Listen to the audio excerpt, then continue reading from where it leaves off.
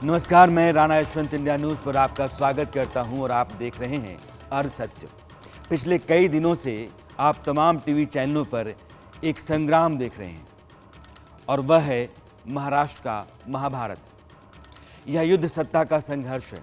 मुख्यमंत्री उद्धव ठाकरे की पार्टी के 2/3 से ज़्यादा विधायक बागी हो चुके हैं और दावा ये कर रहे हैं कि उद्धव ठाकरे के हाथ से सत्ता निकल चुकी है।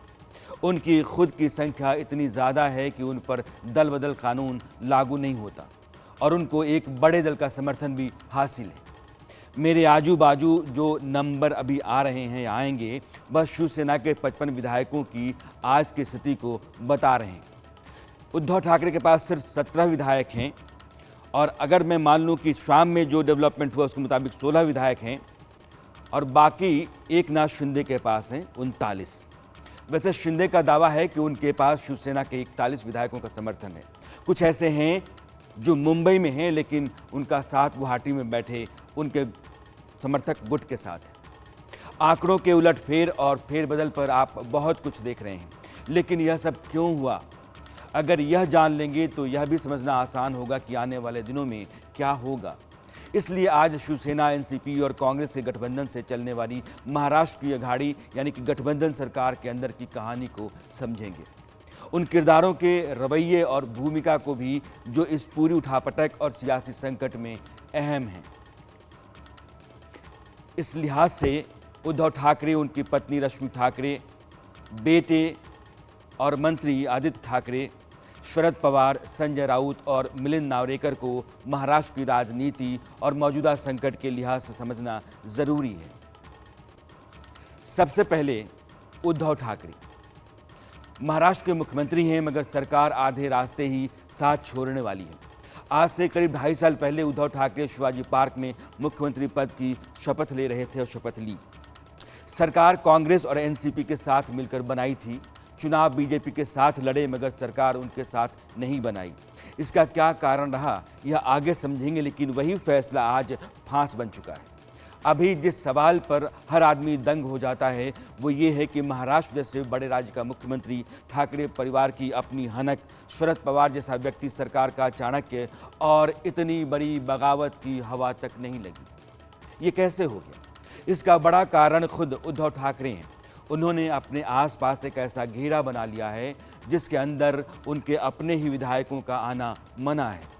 2 केस आपके सामने रखता हूं, आपको सब समझ में आ जाएगा। अब स्क्रीन पर जो व्यक्ति आपके सामने आएंगे वो हैं दिलीप लांडे। शिवसेना के चांदीवली से विधायक हैं और एकनाथ शिंदे गुट की बगावत के बाद उद्धव ठाकरे ने जब 24 जून को शिवसेना के विधायकों की बैठक बुलाई, उसमें सिर्फ 12 विधायक ही शामिल हो सके थे और उन 12 में थे दिलीप लांडे। इस बैठक के बाद लांडे मुंबई से गुवाहाटी निकल गए और वहां जाकर शिंदे गुट के साथ बैठ गए। अब आप देखिए कि जो आदमी बगावत के बाद 3 दिन तक उद्धव के साथ लगातार खड़ा था, वह ऐन वक्त पर निकल गया। कोई कारण तो होगा, समझेंगे इसको। अभी बस इतना जानना जरूरी है कि पार्टी नेतृत्व पर यकीन नहीं है। अब दूसरा मामला है माहिम के विधायक सदा सरवणकर का।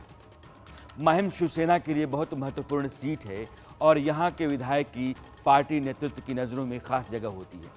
कारण यह है कि इसी विधानसभा क्षेत्र में दादर आता है जहां शिवसेना का मुख्यालय सेना भवन है और शिवाजी पार्क भी। बाला साहब ठाकरे ने शिवाजी पार्क में ही 19 जून 1966 को शिवसेना की स्थापना की थी। तब से लेकर आज तक शिवसेना के जितने भी महत्वपूर्ण कार्यक्रम हुए हैं और घोषणाएं हुई हैं वो इसी पार्क में हुई हैं। जब बाला साहब ठाकरे की पत्नी मीना ताई का निधन हुआ तो इसी पार्क में उनका मेमोरियल बना। 2021 में बाला साहब का जब देहावसान हुआ तो उनका अंतिम संस्कार शिवाजी पार्क में ही हुआ था। हालांकि उसको लेकर के बहुत बवाल हुआ था और यहीं बाला साहब ठाकरे का स्मृति स्थल भी है जिसके आगे अखंड ज्योति जलती रहती है। शिवाजी पार्क से 100 मीटर की दूरी पर पार्टी का दफ्तर है सेना भवन। अगर आप किसी से पूछें कि ठाकरे परिवार के लिए पार्टी को कौन सा विधायक सबसे महत्वपूर्ण है तो जवाब होगा माहिम का विधायक, और कारण वही है शिवाजी पार्क और शिवसेना भवन। इस इलाके में ये दोनों हैं, मगर इसी माहिम के विधायक सदा सरवणकर ने उद्धव को छोड़ दिया। 22 जून की रात शिवसेना के जो 3 विधायक गुवाहाटी जाकर शिंदे गुट से हाथ मिला बैठे, उनमें से सरवणकर भी थे। अब आप समझिए कि उद्धव के व्यवहार को लेकर कितनी नाराजगी, कितना गुस्सा और कितना आक्रोश होगा। इसका कारण आपको शिंदे गुट की चिट्ठी में मिलेगा, जो 22 जून को जब उद्धव ठाकरे ने अपना सरकारी आवास वर्षा छोड़ दिया, उसके बाद विधायक संजय शिरसाट की दस्तखत से जारी की गई और उद्धव ठाकरे को ही लिखी गई। इस चिट्ठी का मजमून कहता है कि वर्षा के बंगले पर भीड़ देखकर खुशी हुई, लेकिन अगर यही दरवाज़ा 2.5 साल पहले शिवसेना के विधायकों के लिए खोल दिया जाता तो आज मुख्यमंत्री को वर्षा बंगला छोड़ने की ज़रूरत नहीं पड़ती। आपके आसपास जो लोग हैं वे हर समय आपका कान भरते रहते हैं और अपने आप को चाणक्य समझते हैं। इन लोगों के बारे में मैं आगे बताऊंगा कि कौन से लोग हैं जिनका जिक्र हो रहा है इस चिट्ठी में। आगे चिट्ठी कहती है कि वे लोग राज्यसभा और विधान परिषद के चुनाव परिणामों का अवलोकन करें और इन चुनावों में क्या हुआ इसको समझा जाए। चिट्ठी में उद्धव ठाकरे से पूछा गया है कि शिवसेना के प्रमुख मुद्दे हिंदुत्व, अयोध्या और राम मंदिर माने जाते थे, लेकिन जब आदित्य ठाकरे अयोध्या जाने की तैयारी में थे तो आपने खुद कई विधायकों को फ़ोन करके क्यों कहा कि अयोध्या मत जाओ। आपने शिंदे साहब को फ़ोन करके उन्हें एयरपोर्ट से वापस आने के लिए कहा, जबकि कई लोगों का चेक इन हो चुका था। शिंदे साहब ने बताया कि आपका फ़ोन है, हमने सारा सामान वापस लिया और घर आ गए। राज्यसभा चुनाव में हमारा एक भी वोट टूटा नहीं था। फिर विधान परिषद चुनाव में हम पर इतना विश्वास क्यों दिखाया गया कि हमें अयोध्या नहीं जाने दिया गया, या कारण कोई और था। इसी चिट्ठी में कांग्रेस और एनसीपी के नेताओं से कम तरजीह की तकलीफ भी है।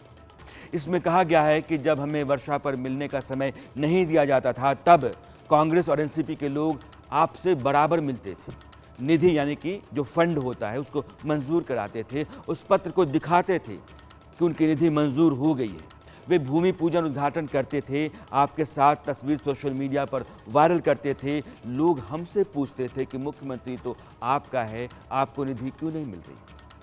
विरोधियों को निधि मिल जाती है लेकिन आप हमसे मिलते ही नहीं। हम मतदाताओं को क्या जवाब देंगे, ये सोचकर हमारा मन विचलित होता था। इन सब कठिन प्रश्नों के समय एकनाथ शिंदे साहब का दरवाज़ा हमेशा हमारे लिए खुला रहा। ये सब बातें जो हैं वो चिट्ठी में उन लोगों ने लिखी हैं जो एकनाथ शिंदे के साथ बैठे हुए लामबंद हैं। अब आप समझिए कि यह चिट्ठी क्या कहती है। 3 बातें। पहली ये कि उद्धव अपने विधायकों को दोयम दर्जे का समझते थे और उनको मिलने के लिए उनके आवास के बाहर घंटों इंतजार करना पड़ता था। दूसरी बात यह कि उनके ही सामने कांग्रेस और एनसीपी के नेता मंत्री आते जाते थे, अपना काम करवाकर मुस्कुराते हुए सामने से निकल जाया करते थे। और तीसरी बात यह कि शिवसेना के विधायकों के पास ना अपना काम कराने का कोई अधिकार बचा था और ना ही उनके इलाके में होने वाली नियुक्तियों में उनकी कोई पूछ थी।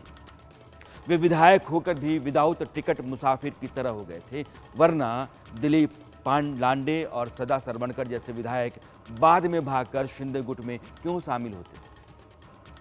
जिस दल के पास 55 विधायक सरकार चला रहे हों, उसके कागजी तौर पर 38 और घोषित रूप से 40 विधायक निकल गए हों, नेतृत्व की इससे बड़ी नाकामी और क्या हो सकती है। ये समझने वाली बात है, सोचने वाली बात है। उद्धव ठाकरे परेशान हैं तो कारण है। अब बात देश की राजनीति के बेहद कद्दावर और महाराष्ट्र के चाणक्य कहे जाने वाले शरद पवार की। इस खेल में उनकी भूमिका बहुत बड़ी है। दुनिया जिस रोज योग दिवस मना रही थी, महाराष्ट्र के शिवसेना विधायकों ने पलायन दिवस मनाया। अचानक खबर आई कि गुजरात के सूरत के 5 सितारा होटल में शिवसेना के कई विधायक गुपचुप तरीके से पहुंच चुके हैं और इसकी भनक उद्धव ठाकरे तक को नहीं है। उस वक्त शरद पवार दिल्ली में थे। खबर उनको भी अचंभे में डाल गई। जिस आदमी को महाराष्ट्र की राजनीति का सारा बही खाता बखूबी पता होता है, उसको इतने बड़े खेल की हवा तक नहीं लगी। यही बात अपने आप में इसका सबूत है कि शिंदे गुट ने हवा को भी हवा नहीं लगने दी। शरद पवार ने डैमेज कंट्रोल का जिम्मा संभाला और दिल्ली से मुंबई निकले। पिछले 5 दिनों में उद्धव ठाकरे से वो कई बार मिले और फोन पर बात की और लगातार कर भी रहे हैं। पवार महाराष्ट्र के ऐसे नेता हैं जो प्रदेश के भीतर किसी भी स्थिति को अपने पाले में खड़ा करने की कुव्वत रखते हैं। इसीलिए वो कह रहे हैं कि हम सरकार बचाएंगे और किसी को लगता है कि समीकरण बदले हैं तो फैसला विधानसभा में, सदन में होगा। दरअसल सियासत के हर खेल में माहिर होने के बावजूद पवार को भी ये यकीन नहीं हुआ कि उद्धव सरकार को इस तरीके से चूना लगेगा। उद्धव ठाकरे के साथ बैठक में पवार की पार्टी के नेता ये पूछ रहे थे कि आखिर इतनी बड़ी बगावत हो गई और शिवसेना का नेतृत्व अनजान कैसे रहा।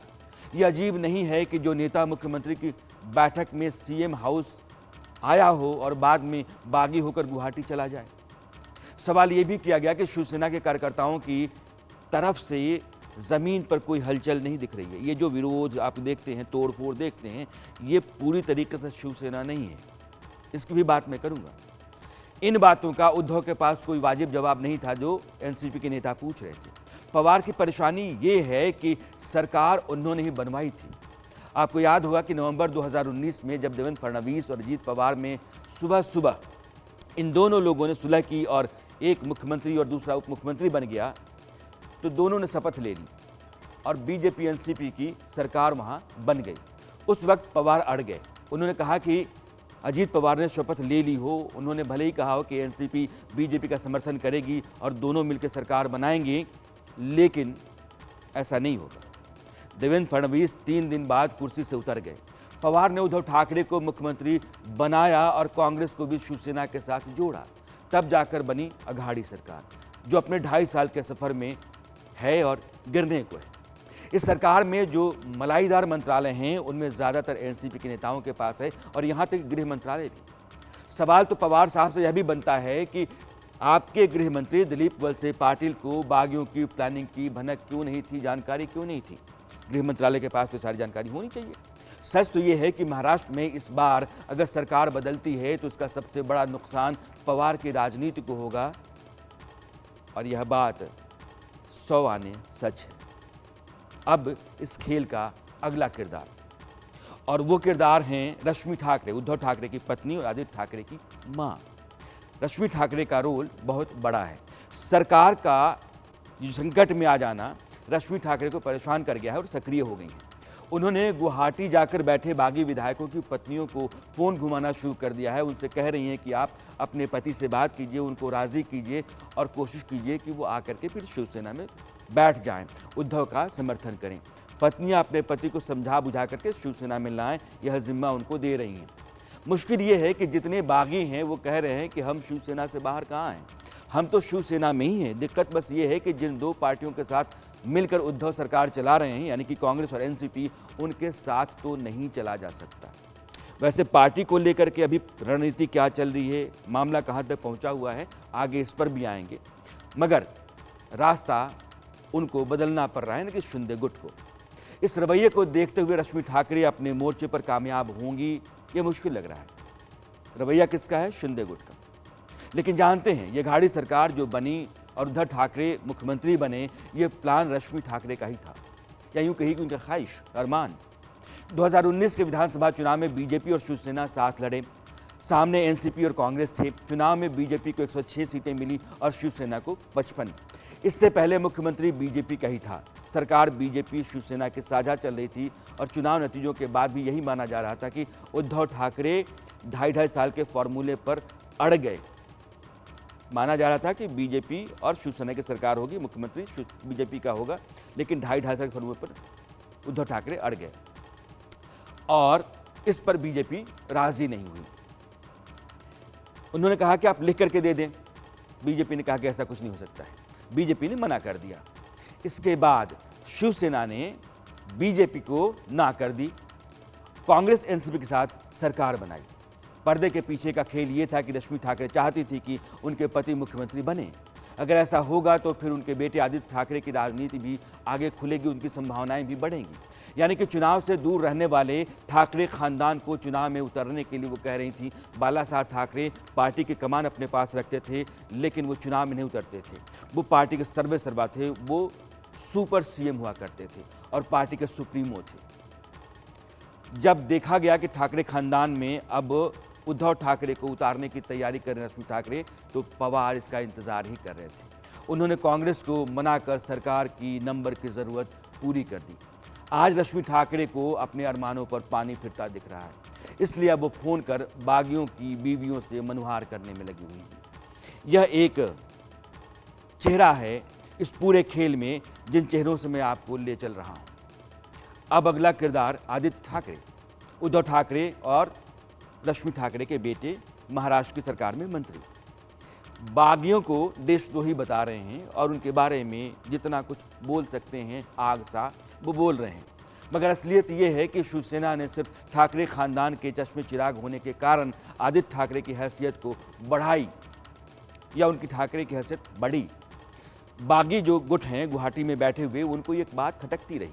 कारण ये है कि उद्धव ठाकरे आदित्य ठाकरे को लगातार प्रमोट करते रहे और पार्टी के जो कद्दावर मंत्री हैं या नेता हैं उनको मिलने तक के लिए तरसना पड़ता था और कई लोगों से हुज्जत करनी पड़ती थी।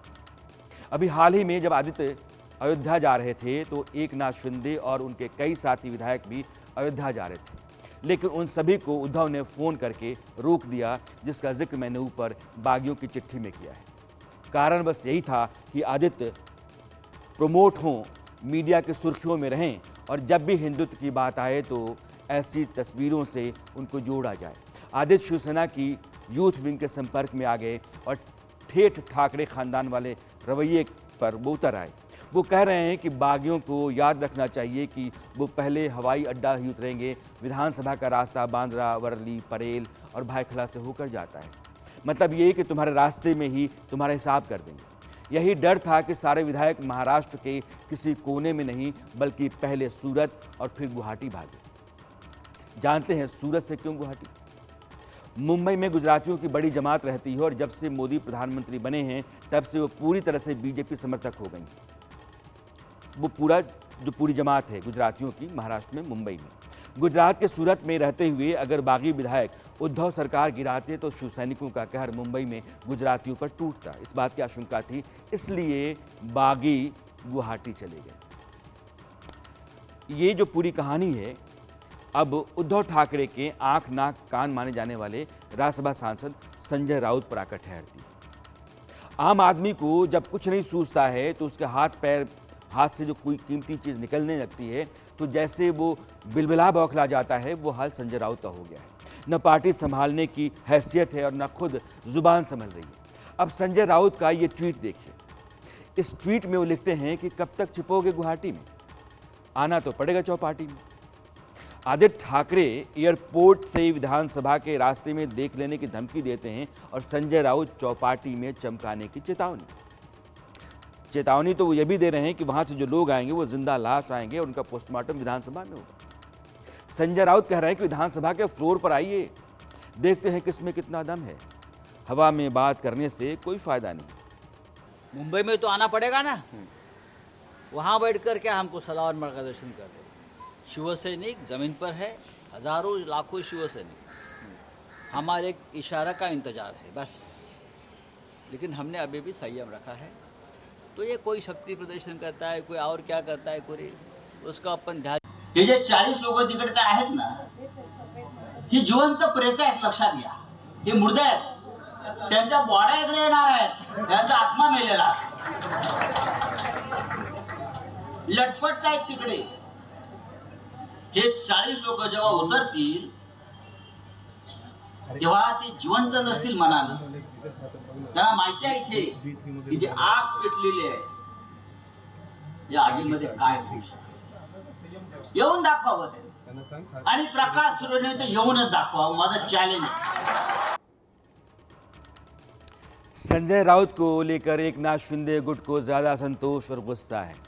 बागियों की चिट्ठी में ये जो लिखा गया है कि आपके पास आपका चाणक्य जो कान फूंकते रहते हैं राज्यसभा में पहुंच गए, वो उद्धव ठाकरे को संजय राउत के बारे में ही लिखा गया है। संजय राउत सामना का संपादक रहे और ठाकरे खानदान के भीतर अपनी जगह बनाकर राज्यसभा पहुंच गए। उद्धव ठाकरे तक पहुंचने के लिए अगर आपको कुछ एक लोगों की मदद लेनी पड़ेगी तो उनमें से एक हैं संजय राउत। शिंदे गुट का कहना है कि जो आदमी पार्षद का चुनाव नहीं जीत सकता उसको सांसद बना दिया गया और इतनी हैसियत दे दी गई कि वो किसी को कुछ नहीं समझता। संजय राउत के रवैये ने भी शिवसेना के विधायकों में बगावत के बीज बोए और ये बात सही है। अब बात एक ऐसे किरदार की जिसको आप शायद कम जानते होंगे, लेकिन जिस पार्षद की बात चिट्ठी में कही गई, कान फूंकने वाले दो लोग, एक सांसद है एक पार्षद है। सांसद संजय राउत का जिक्र कर दिया मैंने, अब मैं दूसरे वाले पर आ रहा हूं। जिस आदमी को आप कम जानते हैं उसकी भूमिका शिवसेना में बहुत बड़ी है। नाम है मिलिंद नार्वेकर। मिलिंद की मातोश्री से लेकर सेना भवन तक तूती बोलती है। वे उद्धव ठाकरे के बेहद करीबियों में से हैं, निजी सहायक कहिए, सलाहकार कहिए, राजदार कहिए, लेकिन वो हैं। अगर उद्धव ठाकरे अपना मोबाइल बढ़ाएंगे तो जो आदमी लपक करके मोबाइल हाथ में लेगा वो मिलिंद नावड़ेकर है। वैसे उद्धव ने मिलिंद को एमएलसी बनवा दिया है। शिवसेना के भीतर जीत कर आए विधायकों में जो बड़ी जमात तपे तपाए और संघर्ष आए नेताओं की है, उन नेताओं को मिलिंद अपनी मर्जी से चलाएं और उद्धव ठाकरे से मिलने के लिए या मिलवाने के लिए अपना एहसान जताएं, यह बात सबको कचोटती है। एक बात आपको यहाँ और बता दूं, एकनाथ शिंदे से मिलिंद नार्वेकर की अच्छी बनती है और शिंदे को उद्धव तक पहुँचने में कोई बहुत परेशानी नहीं होती थी, लेकिन बाकी मुँह ताकें, मिन्नतें करें, ये बात शिंदे को खुली तो खलती तो ज़रूर थी।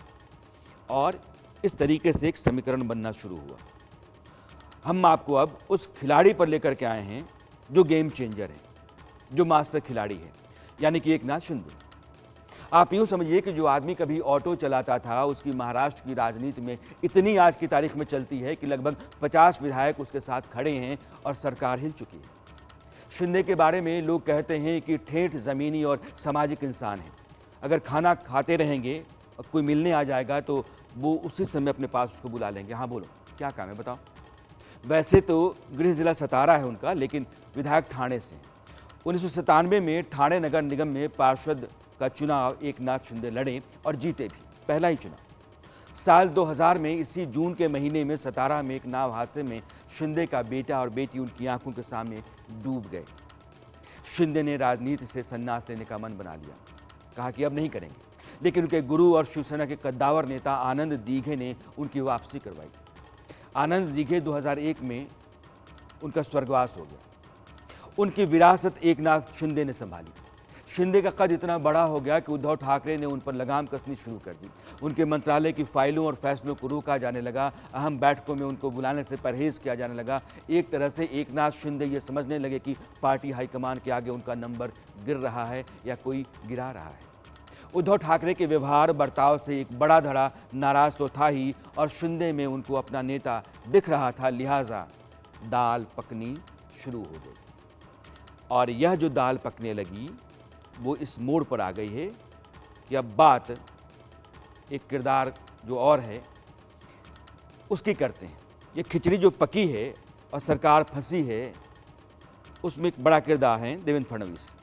देवेंद्र फडणवीस और एकनाथ शिंदे की अच्छी बनती है, बल्कि छनती है। महाराष्ट्र की पिछली सरकार जिसमें मुख्यमंत्री देवेंद्र फडणवीस थे, उसमें शिवसेना की तरफ से एकनाथ शिंदे भी मंत्री थे। दोनों की नज़दीकियों और आपसी भरोसे के अलावा एक और कारण है जिसके चलते एकनाथ शिंदे बीजेपी के साथ सरकार बनाना चाहते हैं, और वो है हिंदुत्व। फडणवीस और शिंदे के बीच नई सरकार को लेकर जो प्लान तैयार हुआ, उसको बताने से पहले मैं आपको थोड़ा पीछे लेकर चलना चाहता हूँ। 2014 के विधानसभा चुनाव में बीजेपी और शिवसेना अलग अलग चुनाव लड़े। बीजेपी को 122 सीटें मिली और शिवसेना के हिस्से में 63 आई। बीजेपी शिवसेना के साथ मिलकर सरकार बनाना चाहती थी, मगर उद्धव ठाकरे 2.5 साल का फॉर्मूला लेकर के आ गए और वो नितिन गडकरी को बीजेपी की तरफ से सीएम बनाना चाहते थे। फैसला बीजेपी को करना था कि मेरा सीएम कौन होगा। उनको देवेंद्र फडणवीस से तब बहुत दिक्कत थी। उस वक्त शिवसेना के अंदर 25 ऐसे विधायक थे जो बीजेपी के साथ सरकार बनाने के लिए अड़े हुए थे, दबाव डाले हुए थे, और उन सब के नेता थे एकनाथ शिंदे।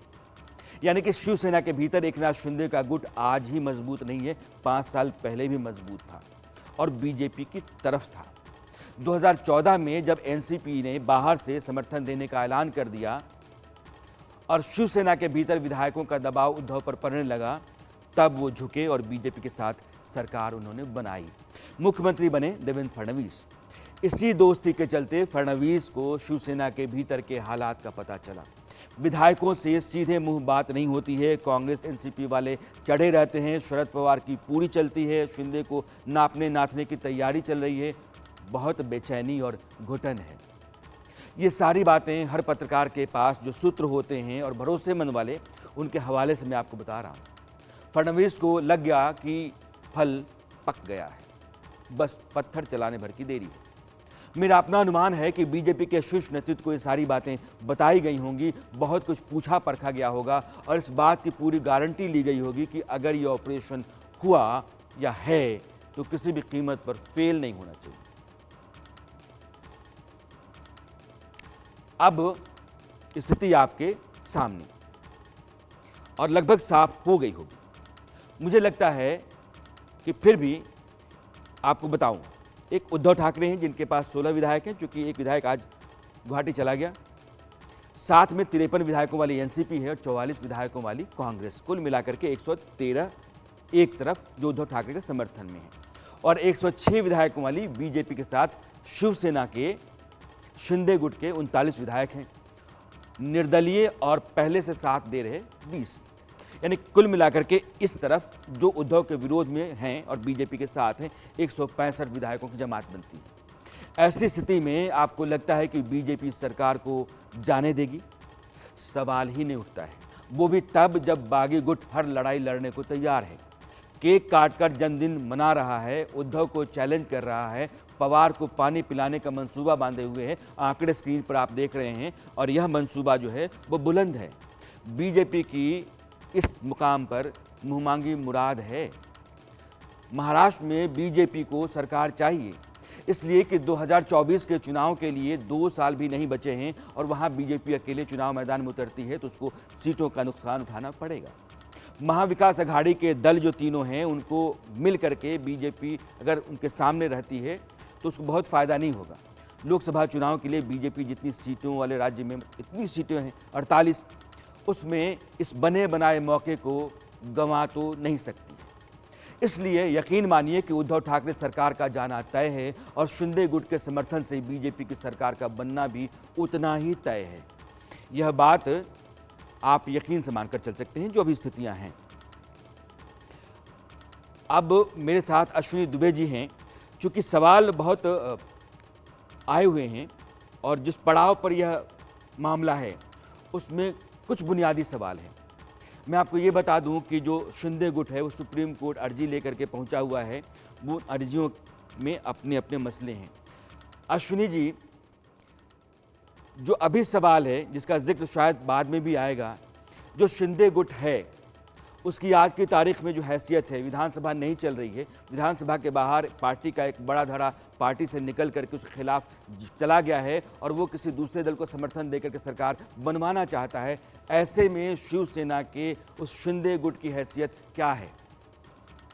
ये शिवसेना का ही स्प्लिट ग्रुप है जो शिवसेना के अगेंस्ट, खास तौर से शिवसेना के बजाय शिवसेना के कुछ लोगों के अगेंस्ट, जो एमएलएज हैं, जो खास तौर से जिनकी हिपोक्रेसी, जिनकी आइडियोलॉजी, जिन्होंने आइडियोलॉजी के साथ कॉम्प्रोमाइज किया, उससे अलग होकर के शिवसेना के अंदर ही इन्होंने कहा कि हम जो है शिवसेना की उस आइडियोलॉजी जो अभी चल रही है उसके खिलाफ है। यानी एक बात ये समझना होगा कि ये बेसिकली जो ओरिजिनल शिवसेना है जिसका संविधान बाला साहब ठाकरे के समय बना, उस संविधान का पालन करते हुए, उन नियमों का पालन करते हुए और बाला साहब ठाकरे की जो आइडियोलॉजी थी उस आइडियोलॉजी को पालन करते हुए शिवसेना का ही एक गुट है जो लेड बाय एकनाथ शिंदे है। यानी उनकी जो हैसियत, वो ठीक है, लेकिन एक पार्टी के भीतर या एक पार्टी के छत्रछाया में कुछ लोग बैठे हुए विधानसभा के अंदर, एक बड़ा धड़ा किसी और पार्टी को समर्थन देगा, एक दूसरा धड़ा किसी और पार्टी को समर्थन देगा, ऐसा तो होगा नहीं।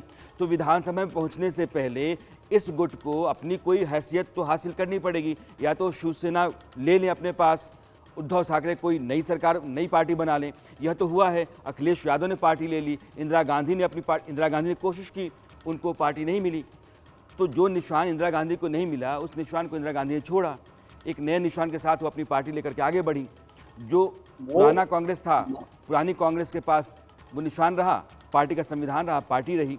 तो आज की तारीख में इस धड़े के पास या तो पार्टी है या पार्टी नहीं है। पार्टी नहीं है तो फिर क्या, नई पार्टी, किसी और पार्टी में मर्जर।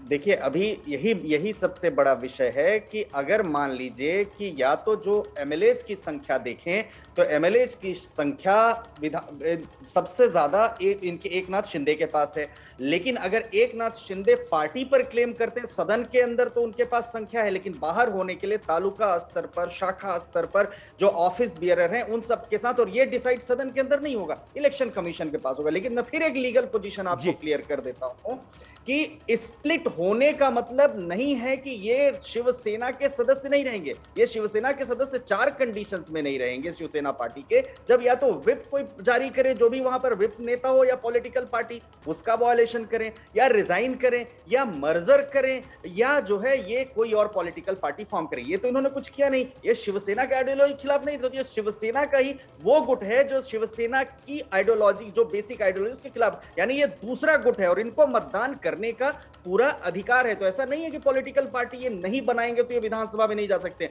जब तक इनको डिस्क्वालीफाई नहीं किया जाएगा तब तक ये उसी तरह से शिवसेना के मेंबर होंगे, लीगली मैं बता रहा हूं, जब तक बाकी मेंबर्स हैं या ये पार्टी विरोधी काम करें। पार्टी विरोधी काम भी ये नहीं कर रहे हैं विधानसभा के बाहर, कहीं भी ये नहीं कर रहे हैं ऐसा कि शिवसेना के खिलाफ ये काम कर रहे हो, इसलिए ये लीगल पोजीशन। और इसीलिए आप देखिए कि जो डिस्क्वालिफिकेशन की पिटीशन है उसमें अरुणाचल प्रदेश के केस में एग्जैक्टली सुप्रीम कोर्ट ने डिसाइड किया कि अगर स्पीकर की वेरासिटी को आप चैलेंज कर देते हैं, उनके बायसनेस को, उनके एटीट्यूड को, तो उनको राइट नहीं है कि वो डिसाइड करें डिस्क्वालिफिकेशन पिटीशन को। उसके पहले ये सुप्रीम कोर्ट है, यानी स्प्लिट करने का खास तौर से उसी ग्रुप में रहते हुए पूरा राइट है, वोटिंग करने और ना करने का पूरा राइट है। जी मैं आता हूं, बुनियादी 2-3 सवाल हैं मेरे। आप ठीक कह रहे हैं, ये स्थिति है, लेकिन बावजूद इसे कई सवाल हैं। आगे चलता हूं और मैं जब लौटूंगा आपके पास तो मैं आपसे सवाल वो करूंगा जिस सवाल को आपने अभी छोड़ा है मेरे सामने। एक बौखलाहट है और बौखलाहट जो है शिवसेना के भीतर है। आप जितनी तोड़ फोड़ और अलग अलग तरह के बयान देखते हैं, जो जहर जुबानी है वो बौखलाहट का नतीजा है। महाराष्ट्र के अलग अलग हिस्सों में शिव सैनिक पोस्टर फाड़ रहे हैं, जूते मार रहे हैं, दफ्तरों में तोड़फोड़ कर रहे हैं। यह सब कुछ तो हो रहा है, मगर जो लोग महाराष्ट्र की राजनीति में शिवसेना को समझते हैं उनको पता है कि यह जो कुछ हो रहा है वो प्रायोजित है। शिव सैनिक उस तरह से उद्धव के साथ नहीं है जिस तरीके से वो आमतौर पर रहा करते हैं। और जो तस्वीर शिव सैनिकों की उपद्रव की दिखती है, हमारी सहयोगी उर्वशी खूना एक नाथ शिंदे के इलाके ठाणे में थी और वहाँ लोगों से वो बात कर रही थी, लोग जो कुछ भी कह रहे थे उससे आपको अंदाज़ा होगा कि उद्धव ठाकरे ने कांग्रेस और एनसीपी के साथ जाकर के अपने जनाधार को कितना गंवाया है। आप सुनिए इसको। पहले बात करें या आप बात करें, किस तरह से इन चीज़ों को आप देखते हैं? एक नाथ शिंदे ये आपके लीडर है और वो रियल शिव सैनिक आपको क्यों लगता है? देखिए, ऐसा है कि एक नाथ शिंदे साहब जो हमारे यहाँ के पालक मंत्री है, आप जानते होंगे शिवसेना का जो जन्म हुआ है वो हिंदुत्व के लिए हुआ है और शिवसेना प्रमुख बाला साहब ठाकरे जी का विचार जो हिंदुत्व का विचार है और हमारे यहाँ के हमारे आराध्य देव यहाँ के दिगे साहब जो है धर्मवीर आनंद दिगे साहब, उनके जो हिंदुत्व के विचार है उस विचार को मतलब बाला साहब के हिंदुत्व के विचार और दिगे साहब के विचार आगे लेके हमारे शिंदे साहब जा रहे हैं और हम लोग सब शिवसैनिक यहाँ पे जमा हैं और सारे शिवसैनिक हम लोग शिंदे साहब के साथ में हैं। शिंदे साहब ये रेल शिवसैनिक ही है, ऐसा कोई उनको बोल नहीं सकता कि वो रेल शिवसैनिक नहीं है बोल के। लोगों में संकट आता है तो शिंदे साहब भी आगे आते हैं और लोगों के जो संकट दूर करने का उनसे जितना प्रयास होते हैं वो करते हैं, 100% देने की कोशिश करते हैं। और जो थाने दिगे साहब के बाद, दिगे साहब गुजर जाने के बाद जो थाने का विकास हुआ है, जो थाने का जो इतना विकास देख रही है, उनमें बड़ा योगदान एक नाथ शिंदे साहब का है। नहीं बताना चाहूँगा कि जो शिवसैनिक जो शिंदे साहब के बैनर को काला लगा रहे या आमदार लोगों को काला लगा रहे वो है 100 लोग, लेकिन उनके पीछे 50,000 लोगों ने वोट देके उनको जिताया है। उतने पब्लिक तो रास्ते पे नहीं आई, यानी कि नाराजी है। और इससे पहला जब शिवसेना और राष्ट्रवादी कांग्रेस की जब युति का सरकार बनी तब जितने शिवसैनिक जो काला पोत रहे ना, उनकी इच्छा नहीं थी मन में कि इनके साथ युति होनी चाहिए। उनका खुद का खून जल रहा था लेकिन वो बता नहीं पा रहे और किसी ने आवाज उठाया, उसका नेतृत्व एक नाथ शिंदे साहब कर रहे। आज आपने जो देखा और कल भी आपने जो देखा और जितने अपोजिशन के जो लोग कह रहे हैं कि मतलब शिवसेना के समर्थन में कितने लोग हैं और शिंदे साहब के समर्थन में कितने लोग हैं, आज आप आपके माध्यम से सबको दिखा रहे हो, आप सबको बता भी रहे हो। आज के टाइम पे जितना शिंदे साहब ने इन लोगों के लिए किया है, आज जितने भी हमारे नगर सेवक है, हमारे विभाग प्रमुख साहब है और जितने भी पदाधिकारी है, उनके लिए जितना उन्होंने किया है उतना किसी ने नहीं किया है। हम पार्टी के साथ है और हम लोग पार्टी से ज़्यादा शिंदे साहब के साथ है। एक नाथ शिंदे साहब आज जो नेतृत्व कर रहे हैं वो आज ठीक से कर रही है और आज पूरा महाराष्ट्र उनके साथ है, ठाणा जिला उनके साथ है, क्योंकि वो आज हिंदुत्व के लिए लड़ रहे हैं। और ये बहुत बड़ी बात है कि वो हमारे योद्धा है, कि जो योद्धा आज पूरे सबको इकट्ठा करके लड़ रहे हैं, हिंदुत्व के लिए, अपने हक के लिए लड़ रहे हैं।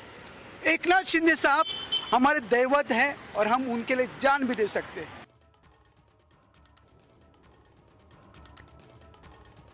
ये स्थिति है। महाराष्ट्र में एक खतरनाक हालात के उपजने की आशंका है। वो ये है कि शिवसैनिक अगर बहुत हिंसक आक्रामक होते हैं तो हो सकता है कि एकनाथ शिंदे के समर्थक भी उनके सामने आएं और सड़क पर आपको हालात कुछ बिगड़े हुए से दिखें। इंडिया न्यूज़ के करीबी सूत्रों के हवाले से मैं आपको ये बताना चाहता हूं कि शिवसेना के जितने भी विधायक शिंदे गुट के साथ हैं, उनको इस बात का अंदाज़ा था कि इस आधार पर चुनाव लड़ा गया, लोगों ने जिस एजेंडे पर वोट दिया, पार्टी उससे भटक चुकी है। कांग्रेस के साथ होने से उसको कहीं ज़्यादा नुकसान हुआ है। अब जब लोगों के बीच दोबारा जाने का समय आएगा तो बमुश्किल 2.5 साल बचा है, उसमें उनकी तरफ से लोगों के बीच में सफाई देना मुश्किल हो जाएगा। ज़मीन खिसक जाएगी, जीत नसीब नहीं होगी। इसका रास्ता एक ही है और भरपाई भी इसी से होगी कि बीजेपी के साथ हाथ मिला लिया जाए। इसलिए नहीं कि बीजेपी ही महाराष्ट्र में एकमात्र विकल्प है, बल्कि इसलिए कि शिवसेना के वोटर का जो मूल चरित्र है उसका डीएनए बीजेपी वाला है। बाला साहब ठाकरे ने कहा था कि जिस रोज कांग्रेस के साथ सरकार चलानी पड़ेगी उस रोज मैं अपनी दुकान बंद कर दूंगा। कारण ये था कि उनकी जो आक्रामक हिंदुत्व की राजनीति थी वो कांग्रेस की नीतियों के ठीक उलट थी। साथ आने का मतलब ही खत्म होना था, मगर सत्ता में कुछ भी संभव हो सकता है। वही उद्धव ठाकरे ने किया। पिता जो नहीं करने की कस्में खाते थे, बेटे ने वही कर दिया और इसी बात को शिंदे गुट ने अपनी शक्ति बना ली। वो ये नहीं कह रहे हैं कि हम शिवसैनिक नहीं हैं, बल्कि वो ताल ठोक के कह रहे हैं कि हाँ हम शिवसैनिक हैं और बाला साहब ठाकरे के बहुत बड़े समर्थक वो हमारे नेता हैं। उनका हिंदुत्व हमारा सिद्धांत है। इसलिए एकनाथ शिंदे गुट जो नया दल बनाने की तैयारी कर रहा है उसका नाम शिवसेना बाला साहब ठाकरे रखना चाहता है। अगर ऐसा होता है तो बाला साहब शिवसेना और हिंदुत्व के नाम पर उद्धव ठाकरे का एक मजबूत विकल्प महाराष्ट्र में खड़ा हो जाएगा। उद्धव और उनकी टीम इस बात से बहुत बौखलाई हुई है। आप सुनिए। छोड़ गए हैं ना तो अपने बाप का नाम दे दो। सभी ने जो जितने हैं अपने बाप के नाम पर पार्टी बनाओ और अपने बाप के नाम पर वोट मांगो। हमारा जो पार्टी का बाप है उसका क्यों आप इस्तेमाल कर रहे हो? आपको तो 100 बाप है उधर, कोई दिल्ली में है, कोई नागपुर में है, कोई मुंबई में है। हमारा बाप सिर्फ बाला साहब ठाकरे है एक, और हम उनके प्रति हमारी निष्ठा और लॉयल्टी है। हम नहीं छोड़ेंगे। आप 10 बार बाप बदल रहे हो, कभी बड़ौदा में जाते हो, कभी सूरत में जाते हो, कभी गुवाहाटी में जाते हो, कभी दिल्ली में जाते हो। ये बाप बदलने की जो प्रोसेस है वो हमारे पार्टी में नहीं चलती। संजय राउत और आदित्य ठाकरे के बयान जो कुछ बन सकता था या बन जाता, जिसकी उम्मीद हो सकती है, उस पर भी ये पानी फेर रहे हैं। ये टकराव, इस तरह की जहरजुबानी कहीं से भी मेल की कोई सूरत पैदा नहीं करती है, बल्कि जो शिंदे गुट है उसको और आक्रामक कर रही है, भड़का रही है और उसके लौटने की कोई गुंजाइश छोड़ ही नहीं रही है। इस तरह से ये बोल रहे हैं। पिछले 5 से 6 दिनों में उद्धव ठाकरे और उनकी टीम का एकनाथ शिंदे गुट के साथ टकराव इतना बड़ा है कि सुलह की फिलहाल कोई गुंजाइश ढूंढना ही बेमानी है। विकल्प क्या होगा? सरकार उद्धव ठाकरे की जाएगी तो कैसे जाएगी, नई सरकार बनेगी तो किस तरीके से बनेगी, अब इनके ही जवाब आगे की तस्वीर साफ करेंगे। मैं आपको अपने मुंबई ब्यूरो लेकर चलना चाहता हूं। अभिषेक शर्मा हमारे साथ जुड़े हुए हैं, हमारे सहयोगी। अभिषेक, एक बड़ा सवाल है। कुछ लोग कहते हैं, खास करके एनसीपी और शिवसेना के लोग, कि कहीं से भी सरकार नहीं जा रही है। जब गुवाहाटी से विधायक लौटेंगे तो उनका एक बहुत बड़ा धड़ा जो है वो शिवसेना के साथ ही रहना चाहता है या वो आ जाएगा। जो धड़ा वहाँ है वो किसी भी कीमत पर इस सरकार के साथ, अघाड़ी सरकार के साथ रहना नहीं चाहता है। वो कह रहा है कि उद्धव ठाकरे बीजेपी के साथ चलें, कोई दिक्कत नहीं, लेकिन कांग्रेस और एनसीपी के साथ तो हरगिज़ नहीं। आपको क्या लग रहा है? आपने महसूस किया, ग्राउंड पे लगातार हैं, आप पॉलिटिकल पार्टी से संपर्क में हैं, बहुत सारे सोर्सेस हैं आपके पास। आपको क्या लग रहा है, तस्वीर क्या है, जा किधर रहा है मामला?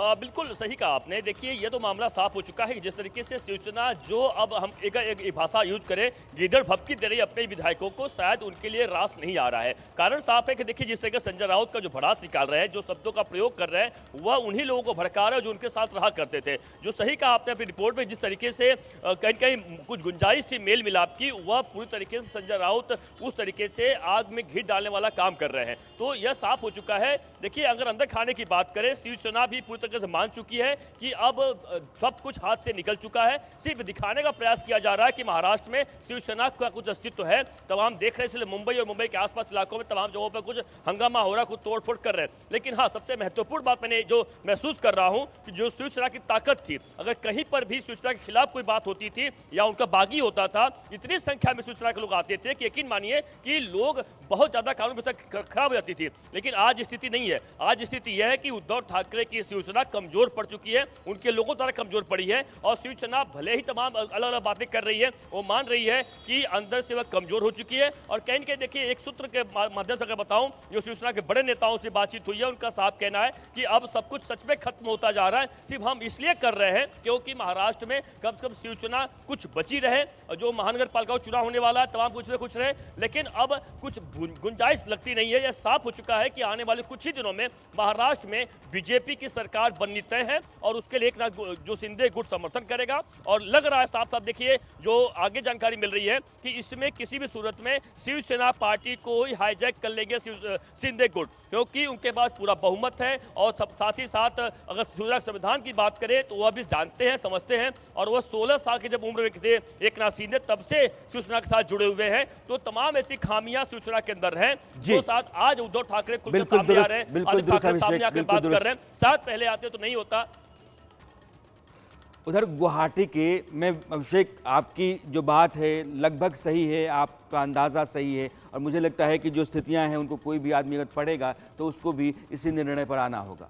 गुवाहाटी के जिस 5 सितारा होटल में शिंदे गुट ठहरा हुआ है, उसको 30 जून तक एक्सटेंड कर दिया गया है। इसके पीछे एक और कहानी है।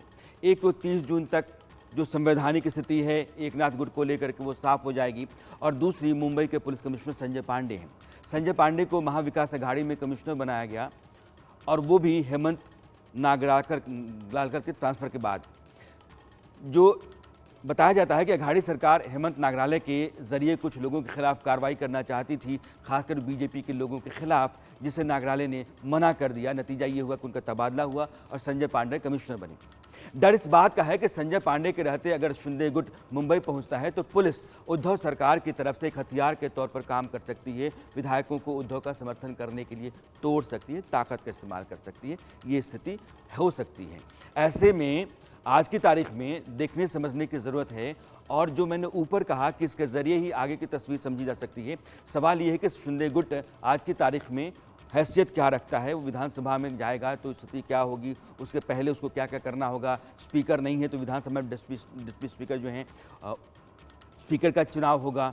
राज्यपाल की जो इस समय की भूमिका है वो क्या रहेगी, कैसी रहेगी, क्योंकि इस समय जब सरकार अल्पमत में होती है उसमें राज्यपाल की भूमिका विवेक आधारित हो जाती है।